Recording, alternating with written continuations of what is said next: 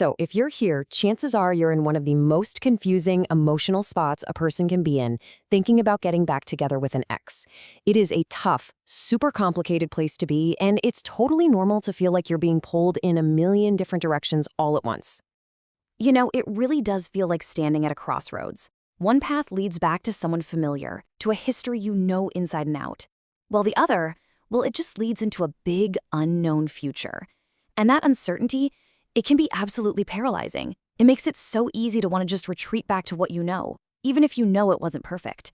That is the million-dollar question, isn't it? And in this explainer, we're going to break down a framework to help you find an answer that feels truly right for you. Our goal here is to get past that immediate ache and the rose-colored glasses of nostalgia and get to a place of real, honest-to-goodness clarity.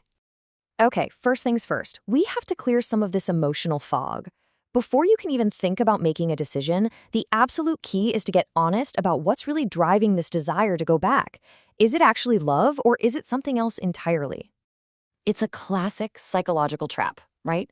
The moment someone becomes unavailable, some part of our brain just automatically wants them more, simply because we can't have them. So you've got to hit pause and ask yourself, are my feelings really about them as a person, or are they about the fact that they're gone? So let's break this down, because the difference is huge. Genuine love, it's built on this deep foundation of respect and shared values. You truly want what's best for that person, even if that doesn't include you. But temporary attachment, that's often just a reaction to being lonely. It's fueled by nostalgia, where you only remember the highlight reel, and it conveniently forgets all the real long-term problems. Just be honest with yourself for a second. Which one of those columns feels a little more true right now? Okay, so now that we've started to clear away some of that emotional fog, it's time to do what we'll call a relationship audit. Think of it as a practical checklist to help you analyze the partnership with a clear head, moving beyond just raw emotion. Our audit has 4 really simple key steps. We're going to look at your true motivations. We're going to try to project a realistic future. We'll analyze your old conflict patterns. And finally, we'll identify any chronic, unsolved problems. This is your personal tool for getting some real perspective. So let's dive into step 1. The easy answer is always, I just miss them. Of course you do, but we have to go deeper than that. What is hiding underneath that feeling? What specific need are you hoping your ex is going to fill if they come back?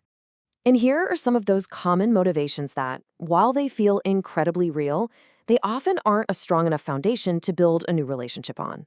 Are you just lonely, or maybe even scared of being single? Are you only replaying the good times in your head? Is it just about the physical chemistry? Or, and this is a big one, is it just about habit and the convenience of not having to start all over with someone new? Now, there's no shame in any of these feelings, but they are absolutely reasons to pause. All right, on to step 2, the logistics. Intense feelings can make us completely blind to the practical, day-to-day realities of actually building a life with someone. So you have to ask yourself, beyond all the emotion, could this actually work long-term? I mean, think about the big stuff. Do you guys actually have compatible visions for the future? For instance, what if one of you is dead set on moving 2,000 miles away for a dream job? What if one of you really wants to get married and the other absolutely doesn't? Love is an incredible force, but it often can't magically solve these huge fundamental disconnects. All right, let's move on to step 3, how you fought. Look, every couple argues. That is a given. It's completely normal. But it's the kind of arguments and how often they happened that tells the real story of a relationship's health. There is a world of difference between a productive disagreement and just destructive, constant fighting. Having a healthy disagreement every now and then can actually build trust and bring you closer. But if your relationship was full of frequent arguments, that's a serious warning sign. And if you were living in a state of pretty much constant conflict, you have to get really serious and ask yourself, how badly do I want that back in my life? And that brings us to the final step of our audit, identifying the chronic problems. A chronic problem is like the ghost that haunted your relationship. It's that same issue, that same argument that just kept coming up over and over and over again and was never ever truly solved. This might be the toughest question of all. You have to ask if there was a core, fundamental issue that is just a part of who you both are. Because if that problem existed before, the chances are incredibly high that it will be there again, unless something truly significant has changed in one or both of you. And here are some really powerful examples of what these chronic problems look like. I mean, if you are absolutely set on having a family and your ex has made it crystal clear they never want kids, how do you bridge that gap? These aren't just small disagreements. They're fundamental disconnects about the very way you want to live your life. So, you've gone through the audit, you've looked at your real motivations, the practical future, the fighting, and those big chronic problems. Now, let's try to bring it all together and talk about actually making a decision and finding a healthy path forward from here.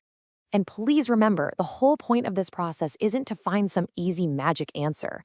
The real goal here is just clarity. It's about making a decision, whichever way it goes, from a place of deep understanding and self-awareness, not from a place of panic or loneliness or nostalgia. Ultimately, it all just boils down to being honest with yourself. And whether that honest answer is yes, I think we can make this work, or no, it's really time to let this go, that honesty, that is the first real step toward healing and building a future where you can actually thrive. And I want to leave you with just this one final thought.